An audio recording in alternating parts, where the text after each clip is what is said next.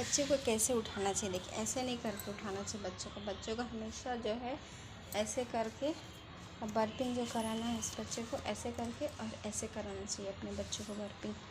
और इसका जो सर है वो पकड़ के रखना चाहिए, 3 महीने तक सर इसका बंधा नहीं जाता है। तो ऐसे आप सर पकड़ के बच्चों को अपने रख सकते हो, देखो हिला सकते हो ऐसे सर पकड़ के।